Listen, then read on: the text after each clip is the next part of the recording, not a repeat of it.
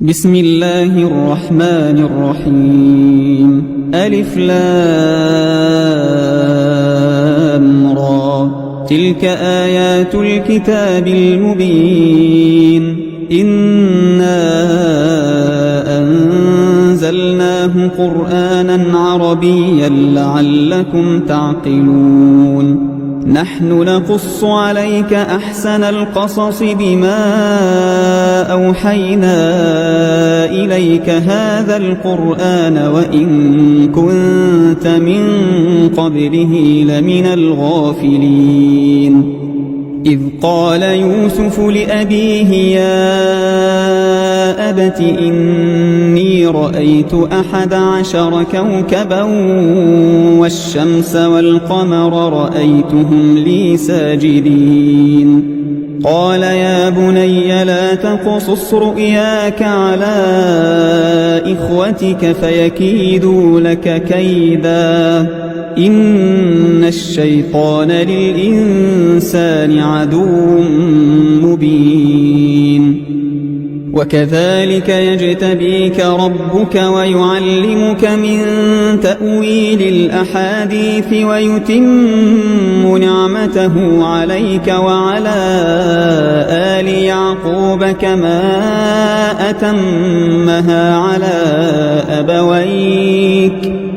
كما أتمها على أبويك من قبل إبراهيم وإسحاق إن ربك عليم حكيم لقد كان في يوسف وإخوته آيات للسائلين إذ قالوا ليوسف وأخوه أحب إلى أبينا منا ونحن عصبة إن أبانا لفي ضلال مبين اقتلوا يوسف أو اطرحوه أرضا يخل لكم وجه أبيكم وتكونوا من بعده قوما صالحين قال قائل منهم لا تقتلوا يوسف وألقوه في غيابة الجب يلتقطه بعض السيارة إن كنتم فاعلين قالوا يا أبانا ما لك لا تأمنا على يوسف وإنا له لناصحون أرسله معنا غدا يرتع ويلعب وإنا له لحافظون قال إني ليحزنني أن تذهبوا به وأخاف أن يأكله الذئب وأنتم عنه غافلون قالوا لئن أكله الذئب ونحن عصبة إنا إذا لخاسرون فلما ذهبوا به وأجمعوا أن يجعلوه في غيابة الجب وأوحينا إليه لتنبئنهم بأمرهم هذا وهم لا يشعرون وجاءوا أباهم عشاء يبكون قالوا يا أبانا إنا ذهبنا نستبق وتركنا يوسف عند متاعنا فأكله الذئب وما أنت بمؤمن لنا ولو كنا صادقين وجاءوا على قميصه بدم كذب قال بل سولت لكم أنفسكم أمرا فصبر جميل والله المستعان على ما تصفون وجاءت سيارة فأرسلوا واردهم فأدلى دلوه قال يا بشرى هذا غلام وأسروه بضاعة والله عليم بما يعملون وشروه بثمن بخس دراهم معدودة وكانوا فيه من الزاهدين وقال الذي اشتراه من مصر لامرأته أكرمي مثواه عسى أن ينفعنا أو نتخذه ولدا وكذلك مكنا ليوسف في الأرض ولنعلمه من تأويل الأحاديث والله غالب على أمره ولكن أكثر الناس لا يعلمون ولما بلغ أشده آتيناه حكما وعلما وكذلك نجزي المحسنين وراودته التي هو في بيتها عن نفسه وغلقت الأبواب وقالت هيت لك قال معاذ الله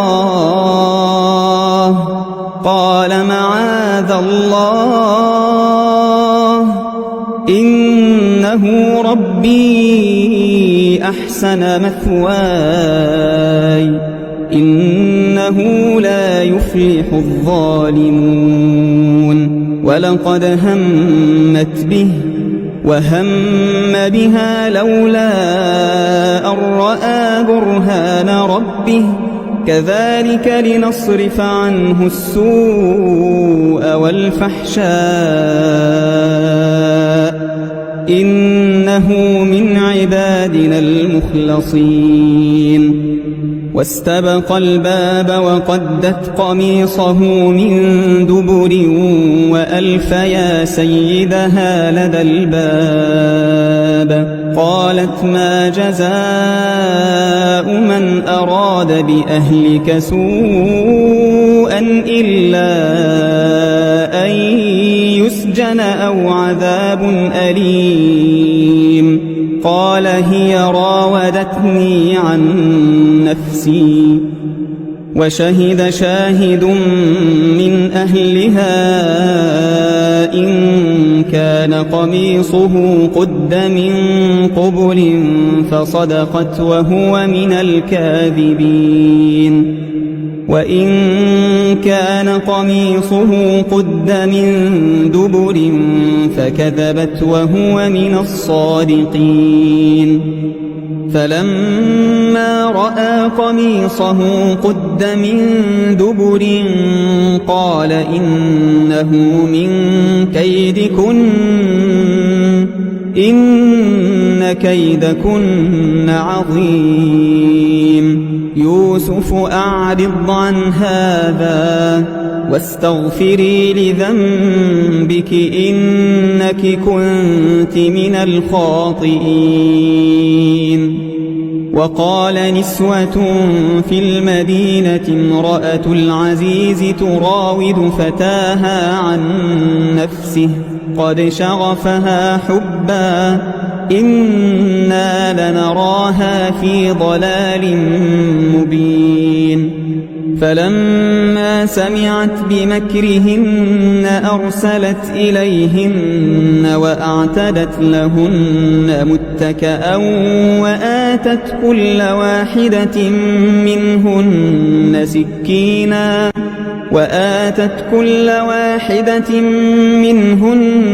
سكينا وقالت اخرج عليهن فلما رأينه أكبرنه وقطعن أيديهن وقلن حاش لله ما هذا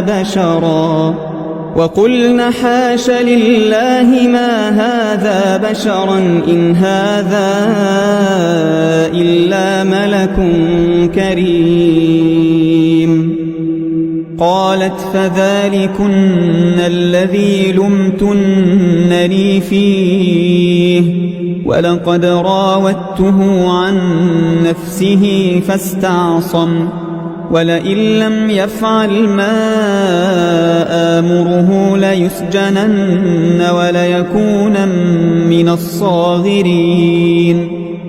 قال رب السجن أحب إلي مما يدعونني إليه وإلا تصرف عني كيدهن أصب إليهن وأكن من الجاهلين. فاستجاب له ربه فصرف عنه كيدهن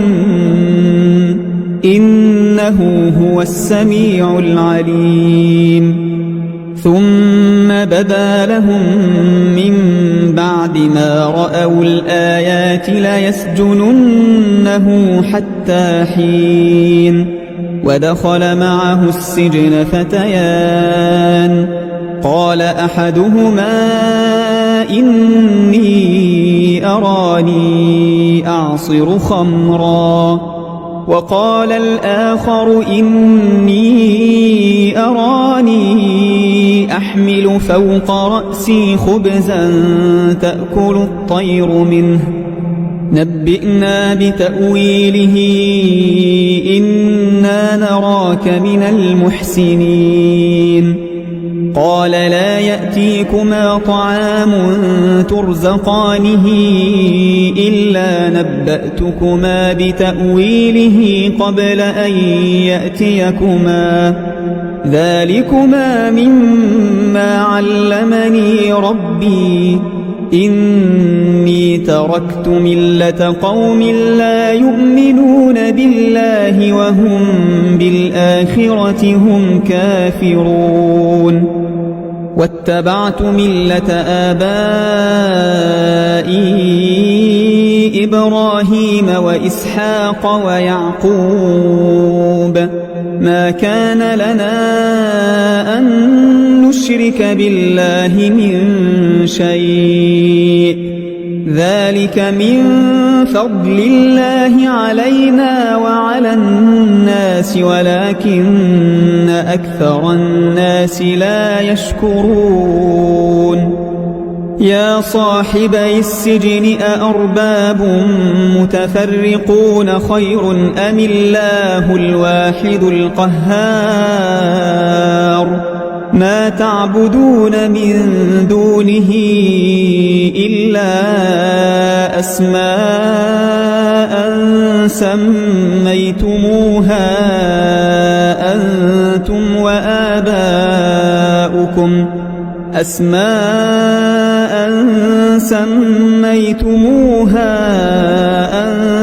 وآباؤكم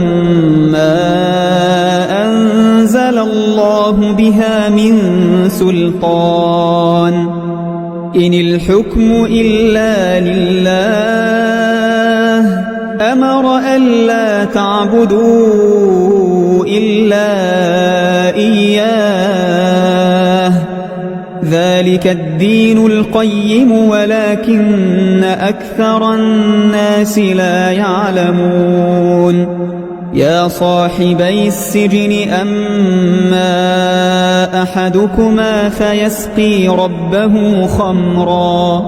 وأما الآخر فيصلب فتأكل الطير من رأسه قضي الأمر الذي فيه تستفتيان. وقال للذي ظن أنه ناج منهما اذكرني عند ربك فأنساه الشيطان ذكر ربه فلبث في السجن بضع سنين. وقال الملك إني أرى 7 بقرات سمان يأكلهن 7 عجاف و7 سنبلات خضر وأخر يابسات يا أيها الملأ أفتوني في رؤياي إن كنتم للرؤيا تعبرون قالوا أضغاث أحلام وما نحن بتأويل الأحلام بعالمين وقال الذي نجا منهما وادكر بعد أمة أنا أنبئكم بتأويله فأرسلون يوسف أيها الصديق أفتنا في 7 بقرات سمان يأكلهن 7 عجاف و7 سنبلات خضر وأخر يابسات لعلي أرجع إلى الناس لعلهم يعلمون قال تزرعون 7 سنين دأبا فما حصدتم فذروه في سنبله إلا قليلا مما تأكلون ثم يأتي من بعد ذلك 7 شداد يأكلن ما قدمتم لهن إلا قليلا مما تحصنون ثم يأتي من بعد ذلك عام فيه يغاث الناس وفيه يعصرون وقال الملك ائتوني به فلما جاءه الرسول قال ارجع إلى ربك فاسأله ما بال النسوة اللاتي قطعن أيديهن إن ربي بكيدهن عليم قال ما خطبكن إذ راوتن يوسف عن نفسه قلنا حاش لله ما علمنا عليه من سوء قالت امرأة العزيز الآن حصحص الحق أنا راودته عن نفسه وإنه لمن الصادقين ذلك ليعلم أني لم أخنه بالغيب وأن الله لا يهدي كيد الخائنين وما أبرئ نفسي إن النفس لأمارة بالسوء إلا ما رحم ربي إن ربي غفور رحيم وقال الملك ائتوني به أستخلصه لنفسي فلما كلمه قال إنك اليوم لدينا مكين أمين قال اجعلني على خزائن الأرض إني حفيظ عليم وكذلك مكنا ليوسف في الأرض يتبوأ منها حيث يشاء نصيب برحمتنا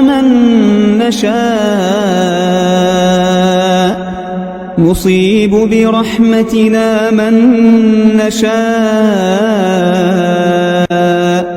ولا نضيع أجر المحسنين ولأجر الآخرة خير للذين آمنوا وكانوا يتقون وجاء إخوة يوسف فدخلوا عليه فعرفهم وهم له منكرون ولما جهزهم بجهازهم قال ائتوني بأخ لكم من أبيكم ألا ترون أني أوفي الكيل وأنا خير المنزلين فإن لم تأتوني به فلا كيل لكم عندي ولا تقربون قالوا سنراود عنه أباه وإنا لفاعلون وقال لفتيانه اجعلوا بضاعتهم في رحالهم لعلهم يعرفونها إذا انقلبوا إلى أهلهم لعلهم يرجعون فلما رجعوا إلى أبيهم قالوا يا أبانا منع منا الكيل فأرسل معنا أخانا نكتل وإنا له لحافظون قال هل آمنكم عليه إلا كما أمنتكم على أخيه من قبل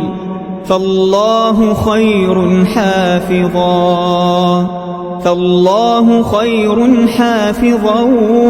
وهو أرحم الراحمين ولما فتحوا متاعهم وجدوا بضاعتهم ردت إليهم قالوا يا أبانا ما نبغي هذه بضاعتنا ردت إلينا ونمير أهلنا ونحفظ أخانا ونزداد كيل بعير ذلك كيل يسير قال لن أرسله معكم حتى تؤتون موثقا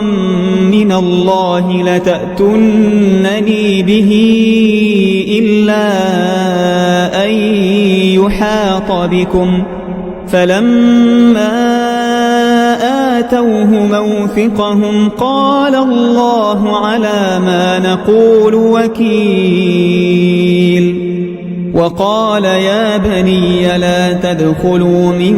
باب واحد وادخلوا من أبواب متفرقة وما أغني عنكم من الله من شيء إن الحكم إلا لله عليه توكلت وعليه فليتوكل المتوكلون ولما دخلوا من حيث أمرهم أبوهم ما كان يغني عنهم من الله من شيء إلا حاجة في نفس يعقوب قضاها وإنه لذو علم لما علمناه ولكن أكثر الناس لا يعلمون ولما دخلوا على يوسف آوى إليه أخاه قال إني أنا أخوك فلا تبتئس بما كانوا يعملون فلما جهزهم بجهازهم جعل السقاية في رحل أخيه ثم أذن مؤذن أيتها العير إنكم لسارقون قالوا وأقبلوا عليهم ماذا تفقدون قالوا نفقد صواع الملك ولمن جاء به حمل بعير وأنا به زعيم قالوا تالله لقد علمتم ما جئنا لنفسد في الأرض وما كنا سارقين قالوا فما جزاؤه إن كنتم كاذبين قالوا جزاؤه من وجد في رحله فهو جزاؤه كذلك نجزي الظالمين فبدأ بأوعيتهم قبل وعاء أخيه ثم استخرجها من وعاء أخيه كذلك كدنا ليوسف ما كان ليأخذ أخاه في دين الملك إلا أن يشاء الله نرفع درجات من نشاء وفوق كل ذي علم عليم قالوا إن يسرق فقد سرق أخ له من قبل فأسرها يوسف في نفسه ولم يبدها لهم قال أنتم شر مكانا والله أعلم بما تصفون قالوا يا أيها العزيز إن له أبا شيخا كبيرا فخذ أحدنا مكانه إنا نراك من المحسنين قال معاذ الله أن نأخذ إلا من وجدنا متاعنا عنده إنا إذا لظالمون فلما استيئسوا منه خلصوا نجيا قال كبيرهم ألم تعلموا أن أباكم قد أخذ عليكم موثقا من الله ومن قبل ما فرطتم في يوسف فلن أبرح الأرض حتى يأذن لي أبي أو يحكم الله لي وهو خير الحاكمين ارجعوا إلى أبيكم فقولوا يا أبانا إن ابنك سرق وما شهدنا إلا بما علمنا وما كنا للغيب حافظين واسأل القرية التي كنا فيها والعير التي أقبلنا فيها وإنا لصادقون قال بل سولت لكم أنفسكم أمرا فصبر جميل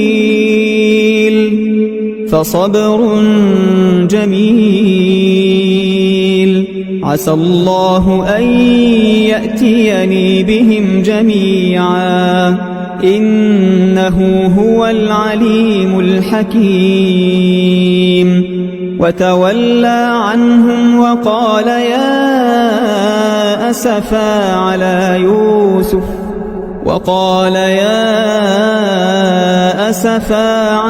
يوسف وابيضت عيناه من الحزن فهو كظيم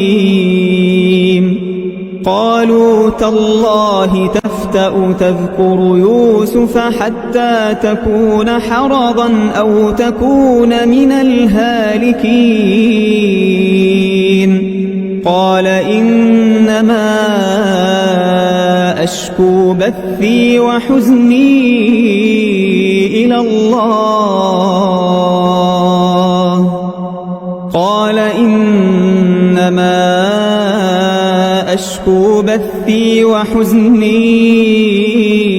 إلى الله وأعلم من الله ما لا تعلمون يا بني يذهبوا فتحسسوا من يوسف وأخيه ولا تيأسوا من روح الله إنه لا ييأس من روح الله إلا القوم الكافرون فلما دخلوا عليه قالوا يا أيها العزيز مسنا وأهلنا الضر وجئنا ببضاعة مزجاة فأوف لنا الكيل وتصدق علينا إن الله يجزي المتصدقين قال هل علمتم ما فعلتم بيوسف وأخيه إذ أنتم جاهلون قالوا أئنك لأنت يوسف قال أنا يوسف وهذا أخي قال أنا يوسف وهذا أخي قد من الله علينا إنه من يتق ويصبر فإن الله لا يضيع أجر المحسنين قالوا تالله لقد آثرك الله علينا وإن كنا لخاطئين قال لا تثريب عليكم اليوم يغفر الله لكم وهو أرحم الراحمين اذهبوا بقميصي هذا فألقوه على وجه أبي يأت بصيرا وأتوني بأهلكم أجمعين ولما فصلت العير قال أبوهم إني لأجد ريح يوسف لولا أن تفندون قالوا تالله إنك لفي ضلالك القديم فلما أن جاء البشير ألقاه على وجهه فارتد بصيرا قال ألم أقل لكم إني أعلم من الله ما لا تعلمون قالوا يا أبانا استغفر لنا ذنوبنا إنا كنا خاطئين قال سوف أستغفر لكم ربي إنه هو الغفور الرحيم فلما دخلوا على يوسف آوى إليه أبويه وقال ادخلوا مصر إن شاء الله آمنين ورفع أبويه على العرش وخروا له سجدا وقال يا أبت هذا تأويل رؤياي من قبل قد جعلها ربي حقا وقد أحسن بي إذ أخرجني من السجن وجاء بكم من البدو من بعد أن نزغ الشيطان بيني وبين إخوتي إن ربي لطيف لما يشاء إنه هو العليم الحكيم رب قد آتيتني من الملك وعلمتني من تأويل الأحاديث فاطر السماوات والأرض أنت وليي في الدنيا والآخرة أنت وليي في الدنيا والآخرة توفني مسلما وألحقني بالصالحين ذلك من أنباء الغيب نوحيه إليك وما كنت لديهم إذ أجمعوا أمرهم وهم يمكرون وما أكثر الناس ولو حرصت بمؤمنين وما تسألهم عليه من أجر إن هو إلا ذكر للعالمين وكأي من آية في السماوات والأرض يمرون عليها وهم عنها معرضون وما يؤمن أكثرهم بالله إلا وهم مشركون أفأمنوا أن تأتيهم غاشية من عذاب الله أو تأتيهم الساعة بغتة وهم لا يشعرون قل هذه سبيلي أدعو إلى الله على بصيرة أنا ومن اتبعني وسبحان الله وما أنا من المشركين وما أرسلنا من قبلك إلا رجالا نوحي إليهم من أهل القرى أفلم يسيروا في الأرض فينظروا كيف كان عاقبة الذين من قبلهم ولدار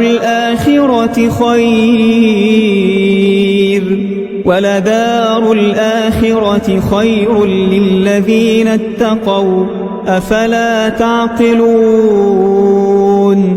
حتى إذا استيأس الرسل وظنوا أنهم قد كذبوا جاءهم نصرنا فنجي من نشاء